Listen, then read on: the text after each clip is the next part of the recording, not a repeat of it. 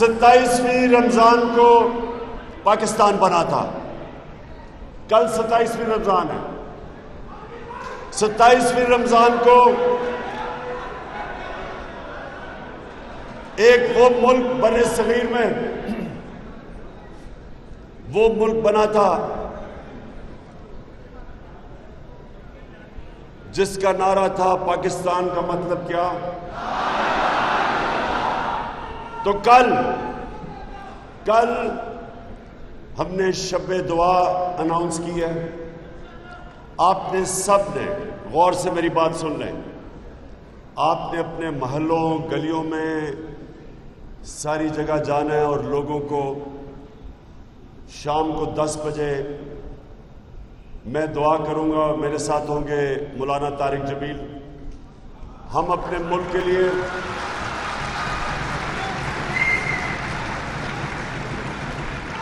ہم اپنے ملک کی حقیقی آزادی کے لیے دعا کریں گے. آزادی ملی تھی 75 سال پہلے اور حقیقی آزادی کی تحریک کی کامیابی کی دعا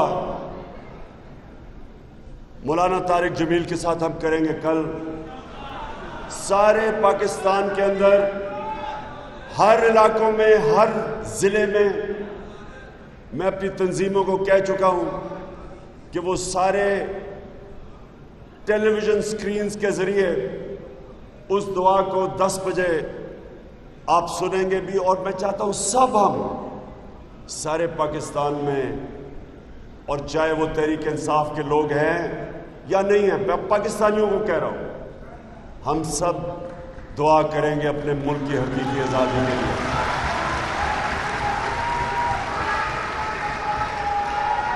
اس کے علاوہ بس اس کے علاوہ میں یہ چاہتا ہوں کہ آپ سب جتنے یہاں بیٹھے ہوئے آپ لیڈرز ہو. جو لیڈر ہوتا ہے، سنیں، جو لیڈر ہوتا ہے، بس لیڈر جو ہوتا ہے وہ اپنے عوام کے اندر شعور پیدا کرتا ہے. اللہ کے جو سب سے بڑے لیڈرز تھے وہ اللہ کے پیغمبر تھے. جو اللہ کے پیغمبر تھے وہ عوام میں نکل کے پیغام اللہ کا لے کے گئے تھے. آپ نے بھی بس آپ نے لوگوں کے پاس میرا پیغام لے کے جانا ہے. اور پھر سے میں کہہ رہا ہوں، گلیوں میں محلوں میں آپ نے لوگوں سے تبلیغ کرنی ہے. اور وہ پیغام کیا ہے کہ لا الہ الا اللہ کا مطلب کہ اللہ کے سوا انسان کسی کے سامنے نہیں جھکتا. لا الہ الا اللہ انسان کو آزاد کر دیتا ہے. لا الہ الا اللہ کا مطلب اقبال کا انسان شاہین بن جاتا ہے، وہ اوپر چلا جاتا ہے. جو غلام ہو گئے وہ زمین میں رینگتے ہیں. جب آپ لوگوں کے پاس جائیں گے، لوگوں کو آپ نے بتانا ہے کہ ایک ملک کے اوپر سازش کے تحت ایک امپورٹڈ حکومت مسلط کی گئی ہے، جس کا مقصد صرف ایک ہے کہ ہمیں امریکہ فتح کیے بغیر ہمارے اوپر ہمیں کنٹرول کرے گا انسٹوجنز کے ذریعے، یہ بوٹ پالشر کے ذریعے، یہ چیری بلاسم کے ذریعے. یہ لوگ یہ کنٹرول کیوں ہوں گے؟ کیونکہ ان کا پیسہ، ان کی جائیداد، بڑے بڑے محلات ان کے ملک سے باہر ہیں. اور یہ اس کی وجہ سے یہ اپنی چوری کے پیسے کو بچانے کے لیے یہ سارے ملک کو غلام بنا دیں گے. فیصلے ہمارے ملک کی بہتری کے لیے نہیں کریں گے، اپنے ملک کو قربان کریں گے کسی اور ملک کے فارن پالیسی، ان کے مفادات کے لیے. ہم نے جو امریکہ کی جنگ کے اندر شرکت کی تھی ہمارا جو تب سربراہ تھا ایک ٹیلی فون کال کے اوپر گھٹنے ٹیک گیا. 80,000 پاکستانی مارے گئے اس جنگ میں. ہمارے ملک کو جو مشکلات کا سامنا کرنا پڑا صرف اس وجہ سے کہ جو ہمارا ملک کا سربراہ تھا اس نے اپنے ملک کی مفادات کے لیے فیصلے نہیں کیے, اپنے ملک کو قربان کیا کسی اور ملک کی فارن پالیسی کے لیے, فائدے کے لیے. اس لیے آج جو یہ سازش ہوئی, جو سازش ہوئی, انہوں نے اس کو ہٹانے کا, جس کو رجیم چینج کہتے ہیں, اور وہ کیا کریں, سب سے پہلے میڈیا کو پیسہ کھایا. یہ اب سی آئی اے کے پیپرز ڈی کلاسیفائی ہوئے, یہ سب کو پتا ہے. آپ یہاں گوگل کی کریں پڑھ سکتے ہو اس کو. انہوں نے سی آئی اے نے بیان کرا برطانوی ایجنسی کے ساتھ, اور وہ بیان کرا پہلے میڈیا کے اندر کردار کو شیپ کیا ہے, ان کے کارنامے سے اس کے اوپر ہر قسم کے گندے الزامات لگائے ہیں, پھر اس کے اوپر کیمپین کریں کہ وہ نااہل ہے, وہ قابل نہیں ہے. پھر اس کی جو مصدق کی اپنی پارٹی کے لوگ تھے جو پارلیمنٹ, ان کو رشوت دی, ان کو توڑنے کی کوشش کی, لوٹا بنانے کی کوشش کی. پھر جو اپوزیشن پارٹیز تھی ان کو پیسہ دے کے ان کو سڑک پر ڈالا, لانگ مارچ اس طرح کی چیزیں کروائی, اور پھر پوری سازش ہو گئی. پھر مداخلت ہو گئی. تو یہاں بھی پہلے سازش ہوئی, پہلے انہوں نے میڈیا کو پیسہ چلایا. آپ کو پتا ہوگا سارے میڈیا بھی کیمپین چل رہی ہے جس سے نہ حکومت نہیں ہے. یہ حکومت کی جو پرفارمنس ہے, میرے کارکنوں آپ کا روڈ کے اندر جائیں ان کو بتائیں کہ یہ پچھلے جس طرح کا یہ ہمیں ملک ملا تھا, جس کا دیوالیہ نکالا ہوا تھا, جس کا سب سے بڑا خسارہ تھا بیرونی ملک کا خسارہ, جس کی وجہ سے آئی ایم ایف کے پاس جانا پڑا, $20 ارب تھا. ہمیں بینکرپٹ ملک چھوڑ کے گئے, اس کو سنبھالا, اوپر سے کرونا آ گئی. دنیا تعریف کرتی ہے کہ وہ 3 ملک تھے جنہوں نے سب سے بہترین طریقے سے کرونا کا مقابلہ کیا, پاکستان کا. اس میں سے نکالا, اور تیسرے سال میں 5.6% ہماری ملک کی گروتھ ریٹ ہوئی, یعنی دولت میں اضافہ ہوا. اور جو خسارہ تھا, جو ہمیں یہ تاریخی خسارہ چھوڑ کے گئے تھے, 11 سال میں پاکستان کا سب سے خسارہ ہمارے کم خسارہ, سب سے کم خسارہ ہمارے 3 سال میں تھا. 11 سال میں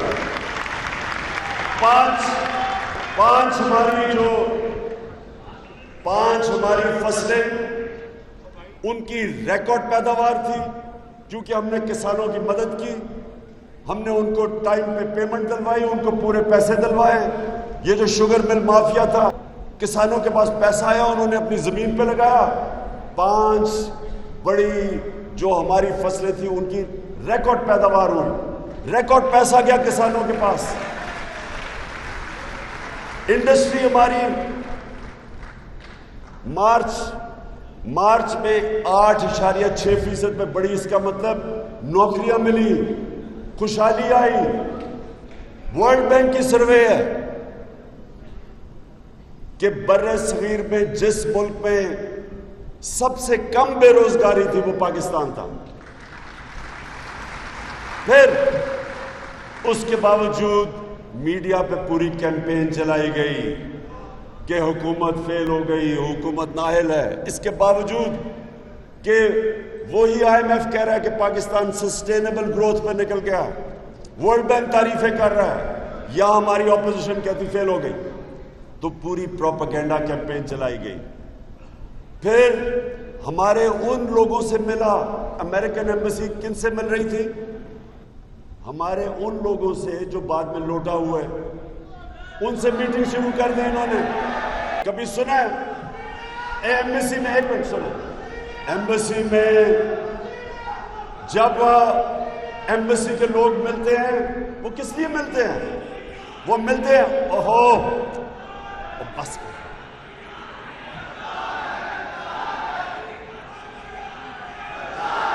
بس بس بس. اچھا کنٹرول کرو اس کو. اچھا اب سنیں، ایمبیسی کس طرح کے لوگوں کو ملتی ہے؟ وہ ملتی ہے فورن پالیسی کی بات کرنے کے لیے.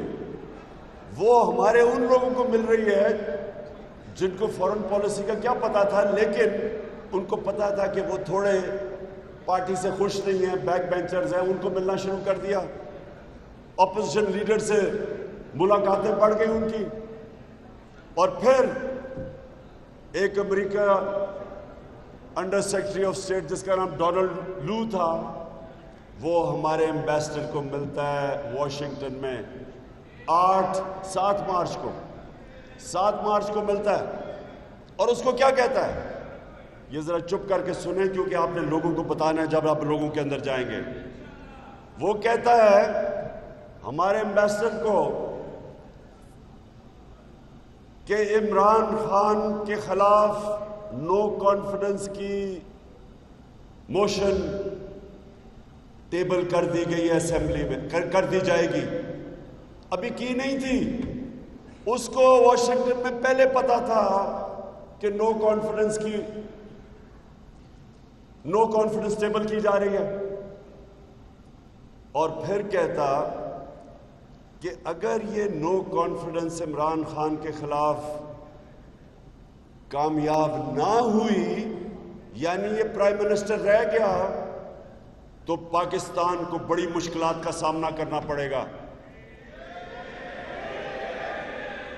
کہتا کہ پاکستان کو ہم آئسولیٹ کر دیں گے، یعنی پاکستان کو تنہا کر دیں گے، اور ہم بھی نہیں، یورپین بھی کر دیں گے. اس کو دھمکی دیتا ہے. اور لیکن کہتا کہ اگر عمران خان کو نو کانفیڈنس سے ہٹا دیا گیا تو پاکستان کو معاف کر دیں گے. اب یہ ذرا سنیں. پہلے تو جو ہمارے مخالف تھے، یہ اپوزیشن پارٹیز، ان ساروں نے کہا جی یہ جھوٹ ہے. جو مراسلہ ہمارے پاس آیا تھا، جو سائفر آیا تھا، انہوں نے کہا یہ فراڈ ہے. میں نے جب بتایا کہ یہ پہلے سے تیاری ہوئی تھی، جیسے ہی وہ یہ میٹنگ ہوتی ہے اگلے دن ٹیبل کر دیتے ہیں نو کانفیڈنس، اور ایک دم ہمارے لوگ جانا شروع ہو جاتے ہیں، اور جو اتحادی ہیں وہ بھی جانا شروع ہو جاتے ہیں. اس کو کہتے ہیں سازش. پہلے سازش ہوتی ہے، پوری تیاری ہوتی ہے، اور پھر مداخلت ہوتی ہے، یعنی کہ نو کانفیڈنس کے ذریعے ایک 22 کروڑ ملک کے پرائم منسٹر کو ہٹایا جاتا ہے. یہ میں آپ کو اس لیے کہہ رہا ہوں کیونکہ جب آپ لوگوں کے اندر جائیں گے آپ نے ایک ایک بات بتانی ہے لوگوں کو کہ اگر یہ کامیاب ہو جاتے ہیں، یہ جو پتلے بٹھائے ہوئے اوپر، یہ جو چیری بلاسم بوٹ پالش اوپر بٹھا دیا ہمارے اوپر، یہ جو میر جعفر کو اوپر بٹھا دیا ہے. میر جعفر وہ آدمی تھا جس نے بنگال میں انگریزوں کے ساتھ مل کے سراج الدولہ جو مسلمان وہاں کا گورنر تھا اس کے خلاف سازش کر کے بنگال کو انگریزوں کا غلام بنا دیا ذاتی مفادات کے لیے. یہ بھی وہی میر جعفر ہے. NRO 2 کے لیے، کیونکہ اب اس کو NRO مل جائے گا، چوری ساری اس کی اور اس کے سارے ٹبر کی چوری معاف ہو جائے گی. اس کے لیے یہ پاکستان کو اب غلام بنائے گا. اس لیے آپ نے لوگوں کے پاس جانا ہے اور یہ بھی بتانا ہے کہ اگر یہ کامیاب ہو جاتا ہے، کبھی کوئی پاکستان کا پرائم منسٹر آگے سے کسی بیرونی طاقت کے خلاف جو دھمکی ملے گی وہ کھڑا نہیں ہوگا. وہ بھی گھٹنے ٹیک دے گا اپنی کرسی بچانے کے لیے۔ یہ ملک کی حقیقی کی آزادی کی جنگ ہے، اور آپ نے گلی گلی لوگوں کو بتانا ہے کہ یہ کامیاب ہو گیا، آگے سے یہ ملک ہمیشہ غلامی کرے گا، کیونکہ یہ سارے چوروں کے جو خاندان ہیں وہ سارے غلامی کریں گے، کیونکہ ان کے اربوں ڈالر باہر پڑے ہوئے ہیں۔ یہ کبھی بھی سٹینڈ نہیں لیں گے، یہ اپنے ملک کے لیے کبھی کھڑے نہیں ہوں گے۔ اور دوسری چیز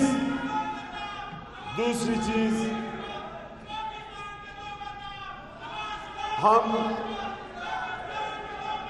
اب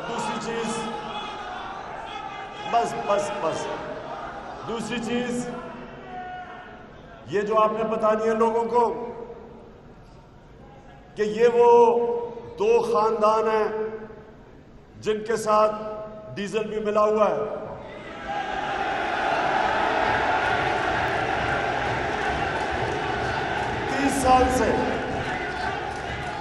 30 سال سے یہ ملک کے حکمرانی کرتے رہے۔ ان کے اوپر جو کرپشن کے کیسز ہیں ان کے دور کے بنے ہوئے ہیں۔ ان کو پہلے جنرل مشرف نے امریکہ کے پریشر میں NRO دیا۔ امریکن جو انڈر سیکرٹری تھی، secretary of state Condoleezza rice, وہ اپنی کتاب میں لکھتی ہے کہ میں نے مشرف اور بے نظیر کے بیچ میں سمجھوتا کروایا، انہوں نے NRO دلوایا تھا۔ اس NRO کی وجہ سے جو لوٹ مار ہوئی ان کے 10 سالوں میں 8 سے 18 تک 4 گنا پاکستان کا قرضہ بڑھا۔ اس ملک کا قرضہ جو مشرف کے دور میں کتنا تھا اور ان کے دور میں کتنا تھا؟ مشرف کے دور میں بیرونی قرضہ یہ 2 یا 3 ارب ڈالر بڑھا، ان کے دور میں 50 ارب ڈالر سے اوپر قرضہ بڑھا، جس کی ہماری حکومت کو اس کا سارا بوجھ ہماری حکومت کو اٹھانا پڑا۔ اور انہوں نے جو لوٹ مار کی اور کیسز بنے، اب یہ NRO 2 لینے کا سوچ رہے ہیں۔ اب یہ آئیں گے واپس۔ پہلی چیز، شہباز شریف کے اوپر FIA کے 16 ارب روپے کے قرضے ہیں، کرپشن کا کیس ہے 16 ارب کا، جو نوکروں کے نام پہ انہوں نے 1600 کروڑ روپیہ نوکروں کے نام پہ لیا، وہ FIA کا کیس ہے۔ آتے ساتھ ہی ساری FIA کے لوگوں کو اس نے ٹرانسفر کیا۔ اب اپنا وہ کیس ختم کروائے گا، جس طرح انہوں نے NRO 1 میں سارے کیس ختم کروائے، اب NRO 2 میں آصف زرداری کے اربوں روپے کے کیسز پڑے ہوئے ہیں فیک اکاؤنٹس کے، وہ ختم ہوں گے۔ ان کے سارے نیچے وزیروں کے اوپر کیسز وہ ختم ہوں گے۔ یہ صفائی سلیٹ صاف کر کے پھر سے لوٹ مار شروع کریں گے۔ اور اس میں کیا ہوگا؟ یہ جب NRO 2 لیں گے تو پاکستان کے سارا انصاف کے نظام کی قبر کھودی جائے گی، وہ دفن ہو جائے گا۔ کوئی FIA کا آدمی آگے سے کسی طاقتور کے خلاف کیس کرنے سے ڈرے گا، کیونکہ ان کے اوپر اب انتقامی کارروائی کی جائے گی۔ اور اس کے علاوہ جو ہماری نیب ہوگی، جو ہماری عدالتیں ہوں گی، وہ پھر صرف چھوٹے چھوٹے چوروں کو پکڑیں گے۔ طاقتور ڈاکوؤں کو ہمارے انصاف کا نظام نہیں پکڑ سکے گا۔ نبی صلی اللہ علیہ وسلم نے یہ نوجوانوں یہ تبلیغ یہ بھی کر لی آپ نے، انہوں نے آج سے تقریباً 1500 سال پہلے کہہ دیا تھا کہ جو قوم صرف چھوٹے چوروں کو جیل میں ڈالتی ہے اور بڑے ڈاکوؤں کو نہیں پکڑ سکتی، وہ تباہ ہو جاتی ہے۔ اور آج ہر غریب ملک میں دیکھ لیں، جس ملک میں غربت ہے اس میں ایک ہی چیز ہوگی کہ وہ بھی صرف چھوٹے چوروں کو جیل میں ڈالتے اور بڑے ڈاکوؤں کو نہیں پکڑ سکتے۔ یہ ہونے والا ہے۔ یہ دوسری چیز آپ نے اپنے لوگوں کو بتانی ہے۔ اور تیسری چیز، جو چیف الیکشن کمشنر ہے، یہ جو راجہ سلطان ہے، یہ نون لیگ کا ایک ایجنٹ ہے، ہم اس کو کبھی تسلیم نہیں کرتے۔ یہ سارے اس کے فیصلے، پہلے تو الیکشن کمیشن میں صرف 2 لوگ بیٹھے ہوئے ہیں، 2 اور بھرتی کرنے، وہ بھی آئے نہیں، یہ اکیلا آدمی فیصلے کرتا ہے۔ اور اس کے سارے فیصلے ہم نے اس کو جب سے ہماری حکومت آئی ہم اسے کہتے رہے کہ جو فورن فنڈنگ کیس جو انہوں نے بنایا ہوا ہے، ہم یہ چاہتے ہیں، وہ فورن فنڈنگ تو ہے نہیں، بیرون ملک پاکستانیوں کے پیسے فورن فنڈنگ تو نہیں ہوئی، وہ تو پاکستان بھی فورن فنڈنگ پہ چل رہا ہے۔ 31 ارب ڈالر وہ نہ بھیجے تو آج پاکستان بھی نہ چلے۔ تو ہم نے اس کو تب بھی کہا کہ تینوں جماعتیں، جو بڑی 3 جماعتیں ہیں، ہم سب کے کیس اکٹھے سنے جائیں۔ کیوں نہیں آپ، اگر آپ کو پارٹیز کی فنڈ کے کیس دیکھنے ہیں تو سب کے اکٹھے سنیں؟ کیوں صرف تحریک انصاف کو کٹہرے میں کھڑا کیا ہوا ہے اور وہ 2 باقی پارٹیز کے کیس نہیں سنتے؟ اس لیے کہ سازش ہے اس کی کہ ان کو سب کو پتا ہے کہ تحریک انصاف کو اب کوئی اس ملک میں پارٹی نہیں ہرا سکتی، کیونکہ سارے پاکستان میں تحریک انصاف سب سے بڑی جماعت ہے۔ تو انہوں نے یہ سازش بنائی کہ کسی طرح فورن فنڈنگ میں کوئی چیز ڈھونڈ کے تو تحریک انصاف کے خلاف ایکشن لیا جائے۔ اس کو ہم آج کہہ رہے ہیں کہ یہ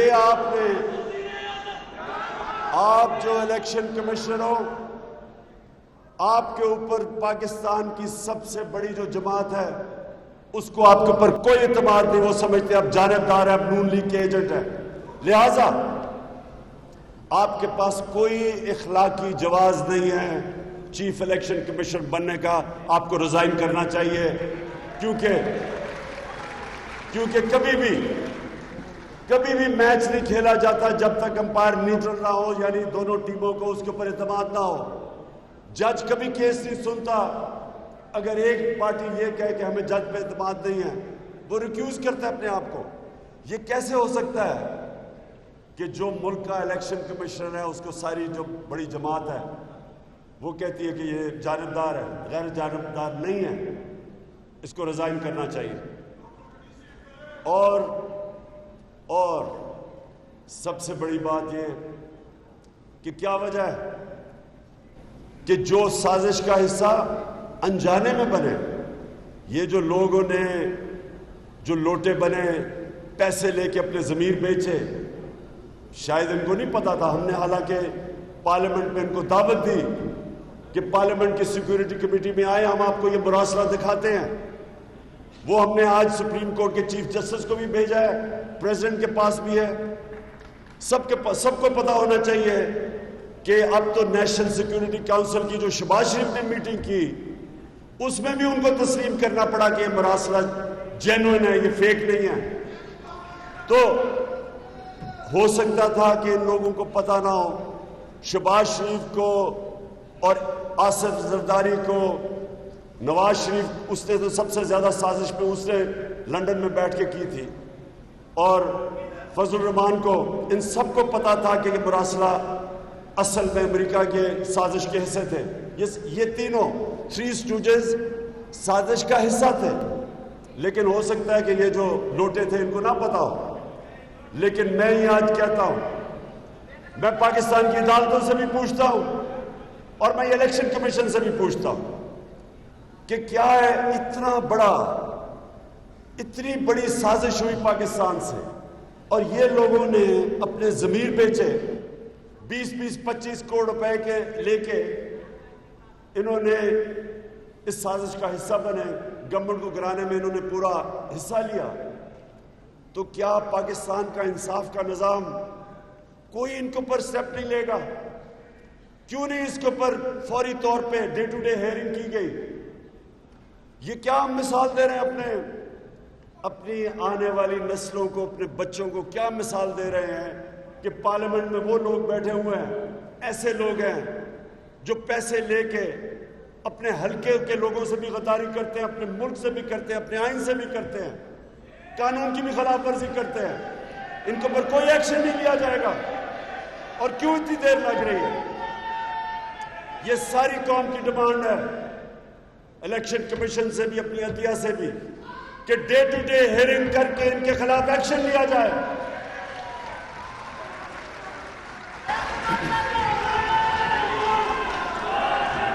اور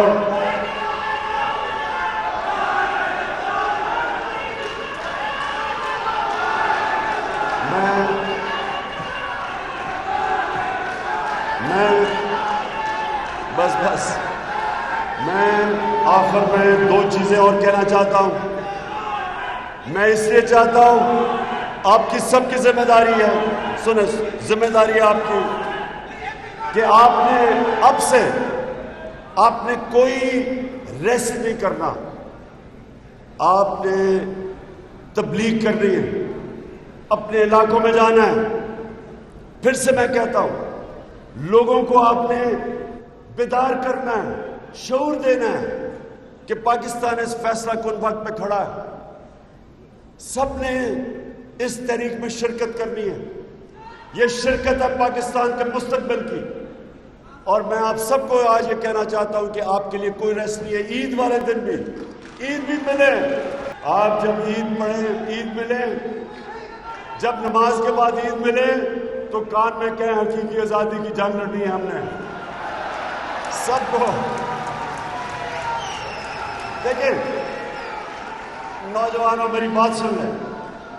کبھی بھی کوئی آپ کو آزادی لے کے نہیں دیتا. قوم اپنی آزادی خود جدوجہد سے لیتی ہے، اپنی آزادی کے لیے جہاد کرتی ہے. اس لیے آپ نے کوئی ریسٹ نہیں کرنا. اور میں آج سب کو آج کہنا چاہتا ہوں کہ 20 لاکھ لوگ کم از کم میں اسلام آباد میں چاہتا ہوں جب میں کال دوں گا. ہر شہر جاؤں گا، پاکستان ہر شہر میں جاؤں گا، اپنے لوگوں کو تیار کروں گا اسلام آباد کے لیے. میں پرسوں ملتان جا رہا ہوں، عید کی چھٹیوں کے بعد پھر میں نکل جاؤں گا، سارے پاکستان جاؤں گا، اپنے لوگوں کو تیار کروں گا.